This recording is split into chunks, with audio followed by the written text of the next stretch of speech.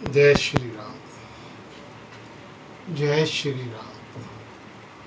जय जय श्री राम। प्रिय भक्त मित्रों,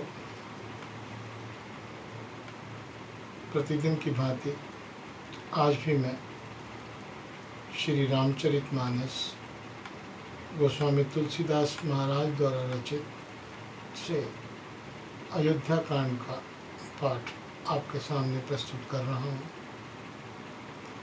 आज का पाठ प्रारंभ करने से पहले मैं जो कल मैंने पाठ किया उसका संक्षिप्त वर्णन आपको बताना चाहता हूँ।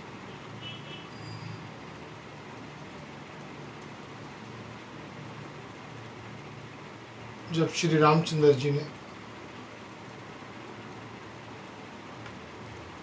धूल उड़ती हुई देखी तो उन्हें कुछ आभास हुआ कि शायद कुछ घटित होने वाला है, और थोड़ी ही देर में कुछ भील इत्यादि वहाँ पर आए और उन्होंने बताया कि महाराज कुछ लोग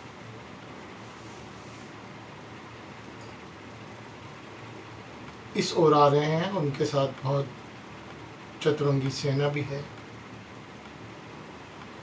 प्रभु तो समझ गए, लेकिन भ्राता लक्ष्मण के मन में कुछ संशय पैदा हुआ और उन्होंने उसका कोई और ही मतलब निकालकर श्री रामचंद्र जी से कहा कि आप मुझे आज्ञा दीजिए, अब वो हमारे ऊपर हमला करने आ रहे हैं, अर्थात भरत और शत्रुघ्न इत्यादि सेना सहित। श्री राम ने उनका भ्रम तोड़ने का प्रयास किया, लेकिन फिर भी वो लक्ष्मण ने अपना धनुष बाण और तीर इत्यादि निकालने की कोशिश की और ये कहा कि अब मैं किसी भी प्रकार का समझौता नहीं करूँगा और उन्हें यहाँ से हरा कर अकेला ही वापस भेज दूँगा। अब उसके आगे का वर्णन आप सुनिए। आई बना भल सकल समाजु, प्रगट करहूँ रिस पाछिल आजू, जिम करि निकर दलन निर्राजू, लेई लपेटी लवा जिमि बाजू।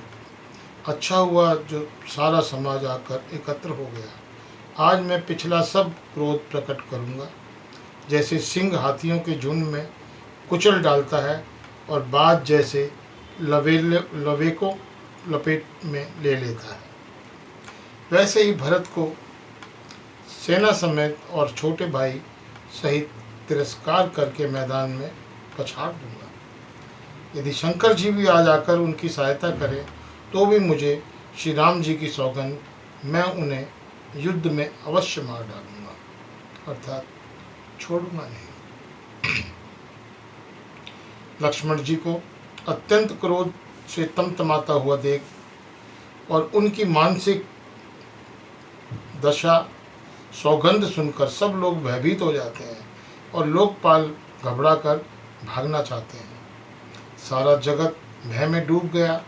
तब लक्ष्मण जी के अपार बाहुबल की प्रशंसा करती हुई आकाशवाणी हुई कि हे तात, तुम्हारे प्रताप और प्रभाव को कौन कह सकता है और कौन जान सकता है, परंतु कोई भी काम हो उसे अनुचित उचित खूब सोच समझ कर किया जाए तो सब कोई अच्छा कहते हैं। वेद और विद्वान कहते हैं कि जो बिना विचारे जल्दी में किसी काम को करके पीछे पछताते हैं वे बुद्धिमान नहीं होते। देववाणी सुनकर लक्ष्मण जी सकुचा गए। श्री रामचंद्र जी और सीता जी उनका आदर के साथ सम्मान किया और कहा, हे तात, तुमने बड़ी सुंदर नीति कही। हे भाई, राज्य का मद सबसे कठिन मद है। जिन्होंने साधुओं की सभा का सेवन नहीं किया, वे ही राजा राजमद रूपी मदिरा का आचमन करते ही पीते ही मत वाले हो जाते हैं। हे लक्ष्मण, सुनो। भरत सरीखा उत्तम पुरुष ब्रह्मा जी की सृष्टि में न तो कहीं सुना गया और न देखा गया।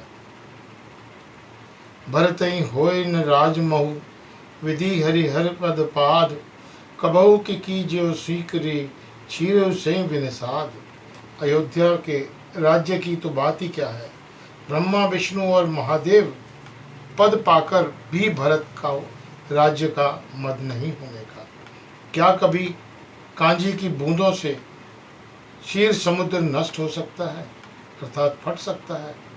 अंधकार चाहे तरुण मध्याह्न के सूर्य को निगल जाए, आकाश चाहे बादलों में समाकर मिल जाए, गौ के सुर खुर इतने जल में अगस्त की डूब जाए और पृथ्वी चाहे अपनी स्वाभाविक क्षमा को छोड़ दे, मच्छर भी फूंक से चाहे सुमेरु उड़ जाए, परंतु हे भाई, भरत को राजमद कभी नहीं हो सकता।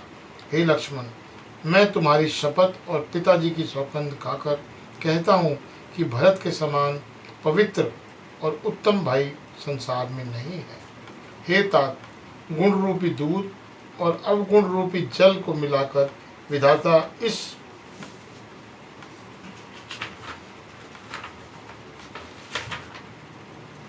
दृश्य प्रपंच जगत को रचता है, परंतु भरत ने सूर्य वंश रूपी तालाब में हंस रूपी जन्म लेकर गुण और दोष का विभाग कर दिया है, दोनों को अलग अलग कर दिया है। गुण रूपी दूध को ग्रहण कर और अवगुण रूपी जल को त्याग कर भरत ने अपने यश से जगत में उजियाला कर दिया है। भरत के गुण, शील और स्वभाव को कहते कहते श्री रघुनाथ जी प्रेम समुद्र में मग्न हो गए।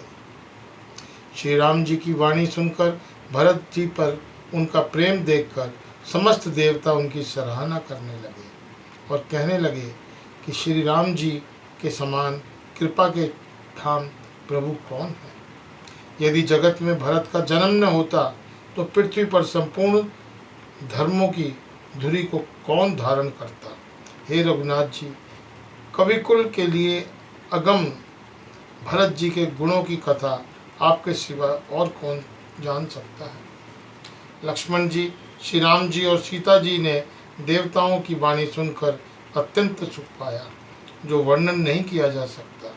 यहाँ भरत जी ने सारे समाज के साथ पवित्र मंदाग्नि में स्नान किया, फिर सबको नदी के समीप ठहराकर तथा माता, गुरु और मंत्री की आज्ञा मांगकर निषाद राज और शत्रुघ्न को साथ लेकर भरत जी वहाँ से चले जहाँ श्री राम जी और रघुनाथ जी थे एवं सीता जी थी।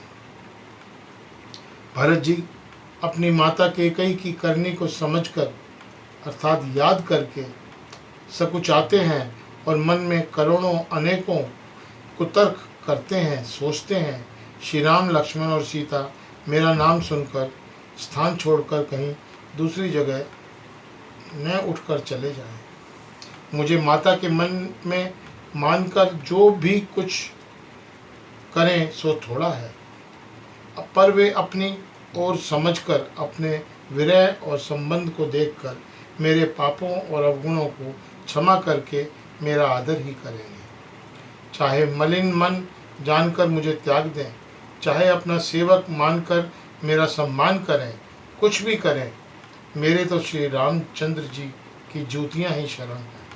श्री रामचंद्र जी तो अच्छे स्वामी हैं, दोष तो सब दास का ही है। जस जस भोजन चातक मीना, नेम प्रेम निज निपुण नवीना, अस मन गुणत चले भग जाता, सकुच स्नेहु शिथिल सब जाता। जगत में यश के पात्र तो चातक और मछली ही हैं, जो अपने नेम और प्रेम को सदा नया बनाए रखने में निपुण है। ऐसा मन में सोचते हुए भरत जी मार्ग में चले जाते हैं। उनके सब अंग संकोच और प्रेम से शिथिल हो रहे हैं। माता की हुई बुराई मानो उन्हें लौटाती है, पर धीरज की धुरी को धारण करने वाले भरत जी भक्ति के बल से चले जाते हैं। तब श्री रघुनाथ जी के स्वभाव को समझते हैं, तब मार्ग में उनके पैर जल्दी जल्दी पड़ने लगते हैं। जय श्री राम, जय श्री राम, जय जय श्री राम। आज के लिए केवल इतना, शेष कल